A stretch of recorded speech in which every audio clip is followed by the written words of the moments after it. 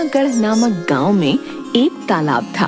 वो बहुत ही खास तालाब था क्योंकि इस तालाब से जलपरी निकलती थी और वो लोगों को अद्भुत और अनोखी शक्तियां देती थी। गांव के सभी लोग उस जलपरी से मिलने का इंतजार करते थे ताकि वो जलपरी उन्हें भी अद्भुत और अनोखी शक्तियां दे। उसी तालाब के पास एक छोटी सी कुटिया थी और उसी कुटिया में दो साधु रहा करते थे।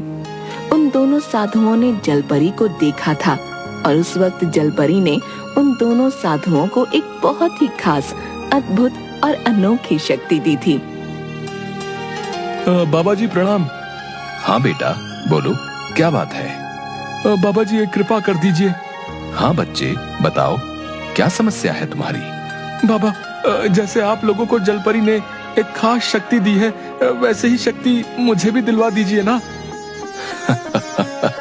वाह बेटा वाह, तुमने कितनी आसानी से कह दिया कि तुम्हें भी हमारी जैसी शक्तियां जलपरी से चाहिए। मगर तुम ये भूल रहे हो कि हमने कितनी कड़ी तपस्या की है, तब जाकर हमें ये शक्ति मिल पाई है। हाँ बाबा जी, मैं जानता हूँ, आप कहिए तो सही, मैं भी कड़ी से कड़ी तपस्या करूंगा, मगर बस एक बार मेरी ये इच्छा पूरी कर दीजिए। अच्छा ठीक है बेटा, हम इस पर विचार जरूर करेंगे। अभी तुम जाओ। जी बाबा प्रणाम। दरअसल उन दोनों की अद्भुत शक्ति ये थी कि वो तालाब के पानी के बीचों बीच चल सकते थे, वो भी बिना किसी सहारे के। और ये शक्ति उस तालाब में रह रही जलपरी ने उन्हें दी थी। कल गांव के सभी लोग हमारी अद्भुत शक्ति देखने आने वाले हैं। ये कौन सी नई बात है? हर कुछ दिनों पर तो वो ये देखने आते ही हैं। अच्छा तो है, कम से कम कुछ दान भी तो मिल जाता है। कल तैयार रहना, सभी शाम के वक्त तालाब के पास आने वाले हैं। हम उन्हें पानी पर चलकर दिखाएंगे। हाँ ठीक है। गांव के सभी लोग उस तालाब के पास भीड़ लगा देते हैं और दोनों साधु का इंतजार करने लगते हैं। वाह वाह, अब भैया बाबा जी अपनी अद्भुत शक्ति हमें दिखाएंगे भैया। अब पीछे खड़े हो जाओ, उन्हें जरा भी तकलीफ नहीं होनी चाहिए भैया। हाँ, और सभी चलो दान पेटी में थोड़े थोड़े पैसे रख देते हैं, तब तक वो लोग आते ही होंगे।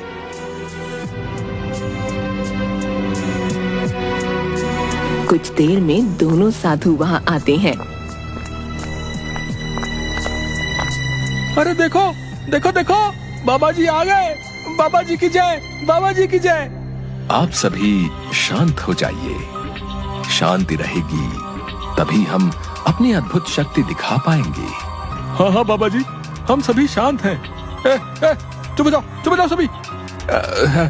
दिखाइए बाबा जी, आप लोग अपनी अद्भुत शक्ति दिखाइए।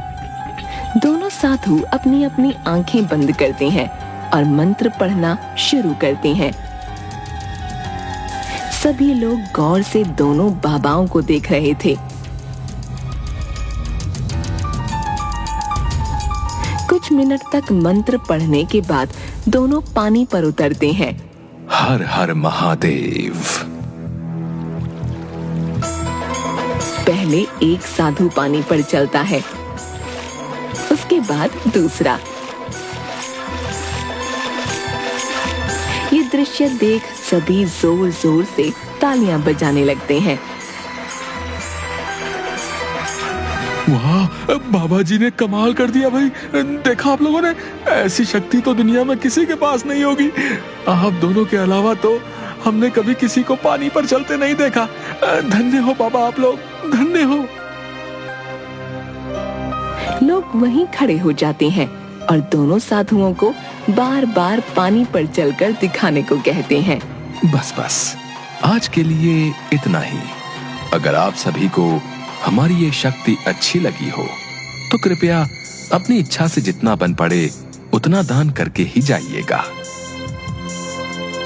सभी लोग पैसा उन दोनों साधुओं के नाम दान करके चले जाते हैं। वाह, आज तो सभी ने दिल खोलकर दान किया है। हाँ, बस आगे भी इसी तरह ये गांव वाले हमें दान करते रहें। दोनों साधुओं ने गांव वालों को बताया था कि जितना भी पैसा दान में मिलता है वो सब गरीबों में बांटा जाता है, जिस वजह से गांव वाले ज्यादा पैसे दान किया करते थे।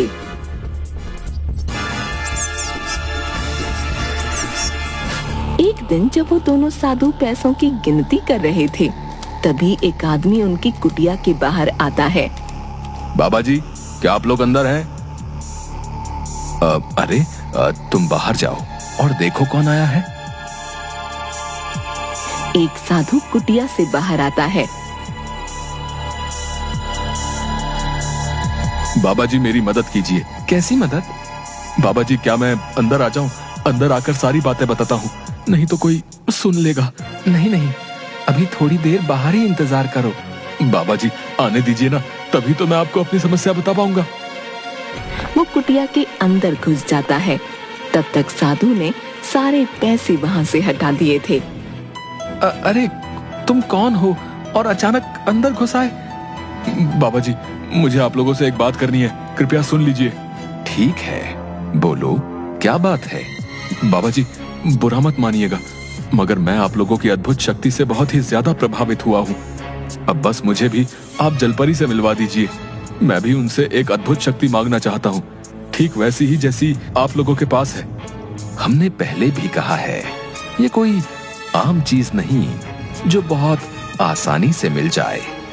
इसके लिए कड़ी तपस्या की जरूरत पड़ती है। बाबा, आप लोग जैसा कहेंगे एकदम वैसा ही करूंगा, बस मेरी ये इच्छा पूरी कर दीजिए।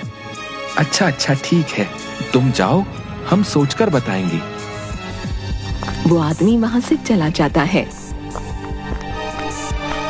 इसी तरह उन दोनों साधुओं के पास बहुत सारे लोग आते और वो सभी जलपरी से मिलकर एक अद्भुत शक्ति पाना चाहते थे। अरे ये गांव वाले तो मानने को तैयार नहीं हो रहे। हर रोज कोई ना कोई आ ही जाता है और जलपरी से मिलवाने के लिए कहता है। आखिर कब तक ऐसा चलेगा? अब तो मुझे लगता है इन सभी को जलपरी से मिलवाना ही पड़ेगा। क्या सच में? तुम्हें पता है तुम क्या बोले जा रहे हो? हाँ बिल्कुल, जब सभी मान नहीं रहे तो यही करना पड़ेगा। एक जगत नाम का आदमी दोनों साधुओं के पास आता है और जलपरी से मिलकर अद्भुत शक्ति पाने की बात कहता है। अच्छा अच्छा, ठीक है, तुम्हें जलपरी से मिलना है ना? चलो, हम तुम्हारा ये काम करेंगे। मगर जैसा कि पहले भी मैंने कहा था, ये कोई आसान काम नहीं। आप दोनों जैसा कहेंगे मैं वैसा ही करूंगा। हाँ ठीक है, एक काम करो, इसमें जो भी सामान लिखा है उसे खरीद कर ले आओ। इन सभी सामान का क्या होगा बाबा जी? अरे इसी सामान के द्वारा तो हम जलपरी को बुलाएंगे। जी ठीक है, मैं अभी ये सामान लेकर आता हूँ। जगत बाजार जाता है। अरे 20 किलो चावल, 20 किलो आटा, 5 लीटर घी, 4 लाल साड़ी, 4 डब्बा चूड़ी, 2 सोने की कान की बालियां। इतना सारा सामान मैं अचानक कैसे खरीदूं भाई? जगत इस पर कुछ देर सोचता है। चलो कोई बात नहीं, जलपरी से मिलने के लिए इतना तो कर ही सकता हूँ।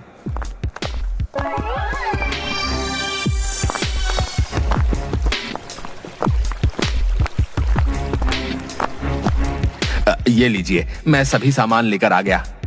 वाह, ये तो बहुत अच्छी बात है। अब ये लो, इसमें जो भी लिखा है वो भी लेकर आओ। अरे बाबा जी, अभी तो मैं इतना सामान लेकर आया हूँ और आप कह रहे हैं और सामान लेकर आना है। बेटा, हवन का सामान तो तुम लेकर ही नहीं आए। ये तो सारा सामान जलपरी के नाम चढ़ेगा। बाकी हवन के लिए भी तो सामान चाहिए।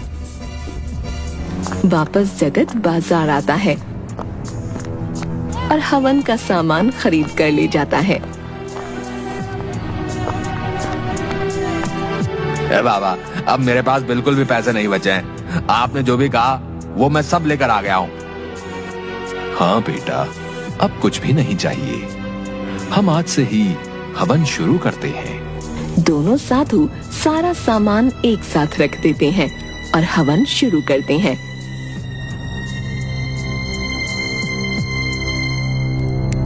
बाबा, क्या मैं तालाब के पास जाकर देखूं, कहीं जलपरी आई होगी तो? हैं? नहीं बेटा, आज तो पहला ही दिन है।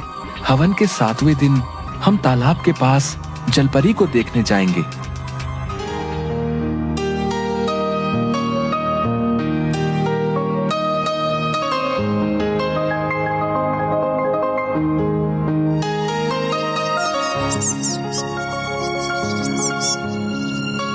7वें दिन वो आदमी दोनों साधुओं के पास आता है।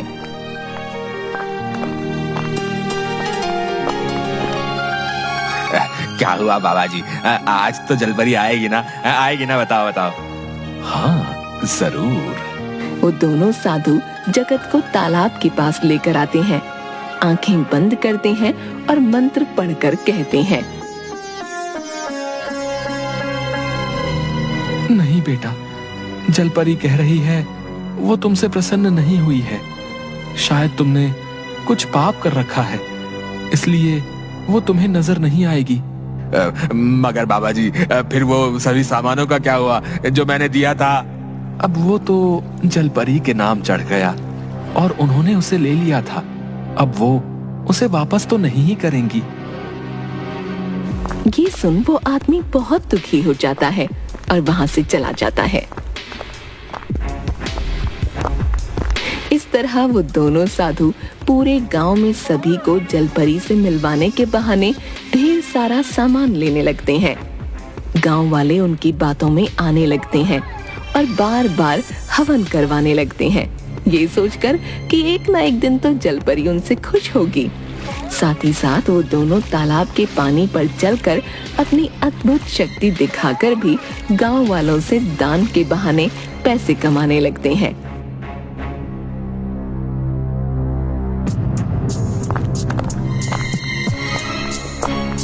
एक दिन जगत सोचता है, बस एक आखिरी बार जलपरी को खुश करके देखता हूँ। आज के आज बाबा से मिलने जाता हूँ। जगत शाम के वक्त उन साधुओं की कुटिया की ओर आने लगा। उस वक्त दोनों मिलकर सारे पैसे गिन रहे थे।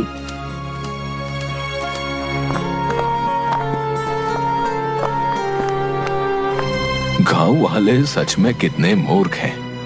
मतलब कितनी आसानी से हमारी बातों में आ रहे हैं। इन्हें लग रहा है सच में जलपरी आएगी। वही तो, इन्हें मूर्ख बनाना बहुत ही आसान है। जब कोई जलपरी है ही नहीं तो जलपरी आएगी कहां से? बस मैं तो चाहता हूँ ये सभी ऐसे ही मूर्ख बनते रहें और हम मालामाल बनते रहें। ये सब जगत सुन लेता है। क्या इसका मतलब ये दोनों आज तक हमें मूर्ख बना रहे थे? अगर कोई जलपरी है ही नहीं तो इसका मतलब हुआ कि इनके पास कोई अद्भुत शक्ति होगी नहीं, क्योंकि इन लोगों ने तो यही कहा है कि जलपरी ने इन्हें पानी पर चलने की अद्भुत शक्ति दी है। सच जान जगत को बहुत गुस्सा आता है और उनकी सच्चाई सभी गांव वालों के सामने लाने की बात वो सोचता है।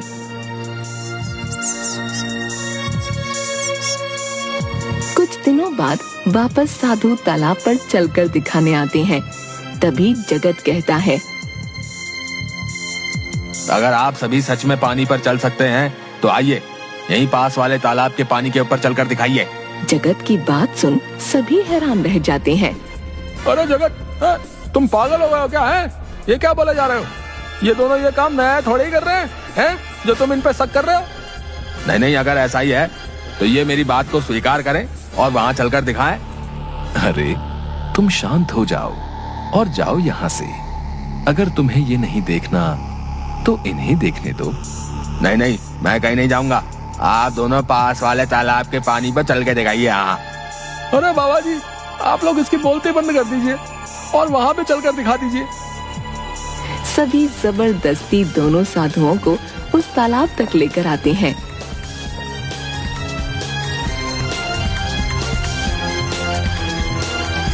जैसे ही दोनों उस तालाब के पानी में जाते हैं, एक कदम भी पानी पर नहीं रख पाते और पानी में गिर जाते हैं। ये देख सभी हैरान रह जाते हैं। अरे हम वापस करते हैं, इस बार गलती हो गई।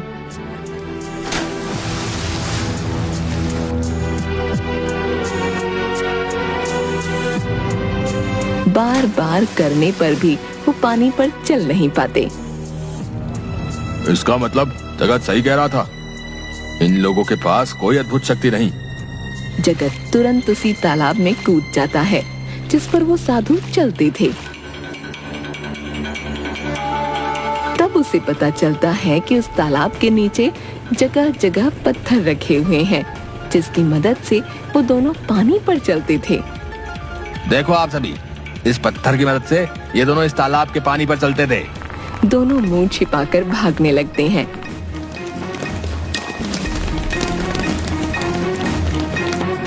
तभी गांव वाले उन्हें पकड़ लेते हैं। जगत ने जो भी सुना था वो सब कुछ जगत गांव वालों को बताता है।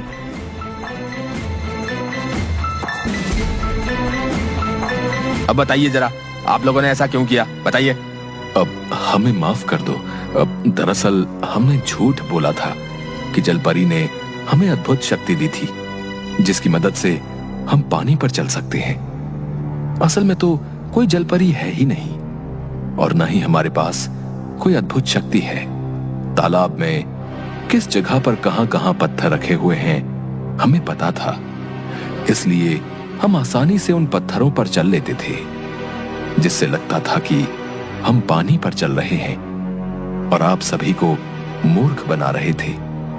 हाँ, और जब सभी हमारे पास आने लगे और जलपरी से मिलने की जिद करने लगे, तब हमने आप सभी से झूठ बोला कि जलपरी को खुश करने के लिए हम हवन करेंगे। वो सारा सामान हम ही रखते थे, जलपरी नहीं। और दान के बहाने भी जितने पैसे आप लोग देते थे वो भी हम ही रखते थे। ये सुन सभी गांव वाले बहुत गुस्सा हो जाते हैं और उन्हें मारने लगते हैं।